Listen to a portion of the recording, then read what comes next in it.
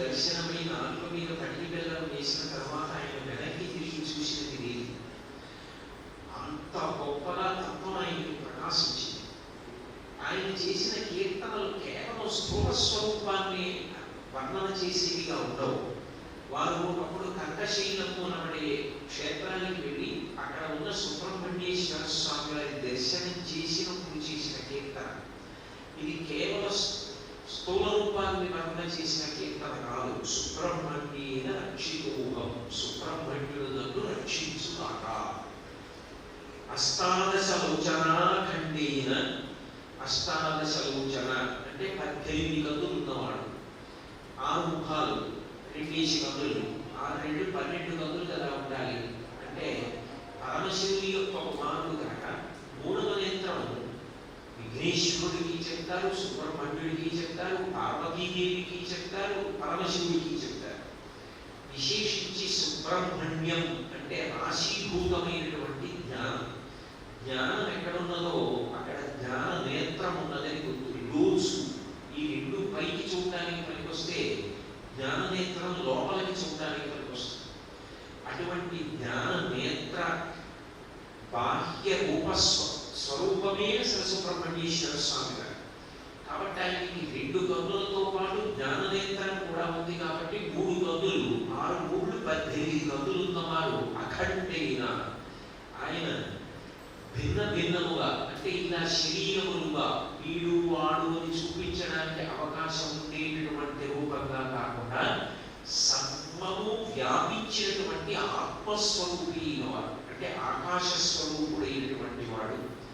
అటువంటి సుబ్రహ్మణ్యేన ప్రబ్రహ్మాది పూజితపదేన, సృష్టికర్త అయినటువంటి చతుర్ముఖ బ్రహ్మాది దేవతలందరి చేత కూడా పూజింపబడేటటువంటి పాదములు కలిగిన వాడు. పురందర మనోల్లాస కారణేన లేదా కారణేన, పురంధరుడు అంటే దేవేంద్రుడు. దేవేంద్రుడు దేవతలకు అధిపతి. తరచుగా వాళ్ళు రాక్షసులతో యుద్ధము చేయవలసి వస్తుంది. ఆ రాక్షసులతో యుద్ధము చేయవలసి వచ్చినప్పుడు దేవసేనాధిపతి సుబ్రహ్మణ్యుడు. ఈయన ఆ సైన్యాన్ని నడిపించి యుద్ధం చేయిస్తే గెలుపు కలుగుతుంది. ఆ గెలుపుకు కారణమై ఇంద్రుడి మనసు రంజిల్లేటట్టు చేయగలిగిన వాడు. కంకశైల విహారైన, కంకశైలము అన్న క్షేత్రంలో వెలిసినటువంటి వాడు. సుఖేన, సుఖకారణమైన వాడు, సుఖముగా ప్రశాంతముగా ఉన్నవాడు. వల్లి దేవసేన రమణేన, వల్లి దేవసేన అను 2 భార్యలతో కలిసి ఉన్నవాడు. అకాల బృందానందైన అన్న అక్షరంతో ప్రారంభమై క్షకాలము వరకు ఉన్న అక్షరములన్నీ అకాలంతో కూడుకున్న బృందం. ఈ సమస్త అక్షరముల చేత ప్రతిపాదింపబడేటటువంటి వాన్మయ స్వరూపమైన వాడు. భోగ మోక్ష దానీన, ఇక్కడ శరీరంతో ఉన్నంత కాలం ధర్మచక్రంలో ఇవిడి సమస్త భోగములను అనుభవించడానికి కారణమైన అనుగ్రహమును వర్షించగలిగిన వాడు. శరీరము పతనమైపోయిన తర్వాత ఇక మళ్ళీ శరీరమును పొందవలసిన అవసరం లేకుండా జీవప్రభైక్య సిద్ధిని జ్ఞానము ద్వారా కల్పించగలిగిన వాడు. నిత్యేన, ఒకనాడు ఉండి ఒకనాడు లేనివాడు కాకుండా ఎప్పుడూ ఉండేవాడు. వెంకటేశ్వర నామరూపేణ, వెంకటేశ్వరుడు అంటే ఈయనే, ఆయన కాదంటారు కొంతమంది. జ్ఞానం ఉన్నవారు ఏమంటారంటే ఆయన కానిదేమి అన్ని అంటారు. అది దీక్షితుల వారి కీర్తనాలంటే అంత గొప్పగా ఉంటాయి. వెంకటేశ్వరుడు ఎవరో కాదు, సుబ్రహ్మణ్యుడే. వేం అంటే పాపం, కటతి యస్మాత్ పాపదహన శక్తిత, పాపమును తొలగించగలిగిన వాడెవరో ఆయన వెంకటేశ్వరుడు. సుబ్రహ్మణ్యుడు ఎవరు అంటే పాపమును తొలగించగలిగిన వాడు. అందుకని వెంకటేశ్వర రూపంలో ఉన్నటువంటి ఆ సుబ్రహ్మణ్యేశ్వర స్వామి, ఆ నామం ఈయనకి కూడా అన్వయం అవుతోంది అంటున్నారు. కాబట్టి నామరూపేణ విచిత్ర విశాఖ మహోత్సవేన, విశాఖ నక్షత్రంతో కలిస్తే వైశాఖ మాసం కదా. అందుకని వైశాఖ మాసం అంతా కూడా సుబ్రహ్మణ్యేశ్వర స్వామి ఉత్సవాలు ఎన్ని రకాలుగా చేయవచ్చో అన్ని రకాలుగా చేయవచ్చు. కావడి ఉత్సవం దగ్గర నుంచి సుబ్రహ్మణ్యాభిషేకం, విభూత్యాభిషేకం, సుబ్రహ్మణ్యార్చనలు, దీపాలు ఇన్ని చేయడానికి అవకాశం ఇచ్చేటటువంటి మాసం. పైగా విశాఖ నక్షత్రములతో ఆయనకి మహోత్సవం నిర్వహింపబడుతుంటుంది. శుక రహస్య ప్రకాశ గురుగుహీన, సాక్షాత్ గురుస్వరూపం కాబట్టి ఉపనిషత్ జ్ఞానము అనుగ్రహించగలరు. ఉపనిషత్ అంటేనే శిష్యుడు గురువు గారి దగ్గరికి వచ్చి కూర్చుంటే బోధ చేసేటటువంటి తత్వం. కాబట్టి సుఖ సంబంధమైనటువంటి ఉపనిషత్ లోకమునందు ప్రకాశించడానికి కారణమైన గురువు కృత్తికాసుత, కృత్తికల యొక్క కుమారుడు కాబట్టి కార్తికేయుడు. శుద్ధ ధన్యేన, ఏ రాగంతో కీర్తన వస్తుందో ఆ రాగం పేరు కీర్తనలోకి సందర్భోచితంగా, అర్థం అర్థం లేకుండా ఇది లిఖించడం కాదు, అంత బాగా అంత అందంగా కీర్తనలోకి ఒదిగిపోయేటట్టు తీసుకురాగలగడం దీక్షితుల వారి యొక్క రచనా వైశిష్ట్యం. శుద్ధ ధన్యేన, గొప్ప ధన్యుడైనటువంటి వాడు అని శుద్ధ ధన్యాసి రాగంలోని కీర్తన రచించారు. వినాయక ప్రార్థన అవగానే గురు ప్రార్థన చేయడం లోకంలో మర్యాద. నిజానికి గురు ప్రార్థన ముందు చేసి వినాయక ప్రార్థన చేసినా దోషం కాదు, కానీ ఒక సంప్రదాయంలో ముందు వినాయక ప్రార్థన చేసి గురు ప్రార్థన చేస్తారు. కాబట్టి బహుశా విద్యాసాగర్ గారు ఆ ఉత్తమ సంప్రదాయాన్ని అనుసరిస్తూ ఇప్పుడు శ్రీ గురుభ్యో నమః అని దీక్షితుల వారు అంటే ఎలా ఉంటుందో అట్లాగే ఈ కీర్తనని స్వీకరించారు.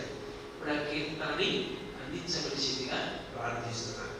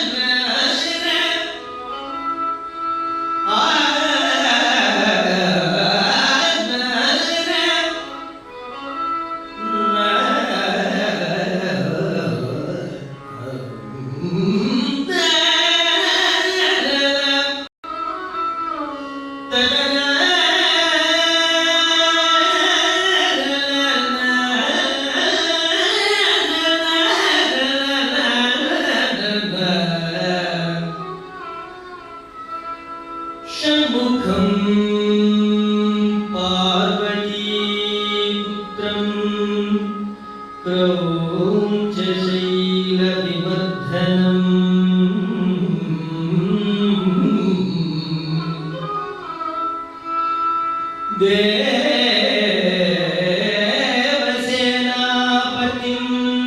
देवं स्कन्दं वन्दे शिवात्मजम्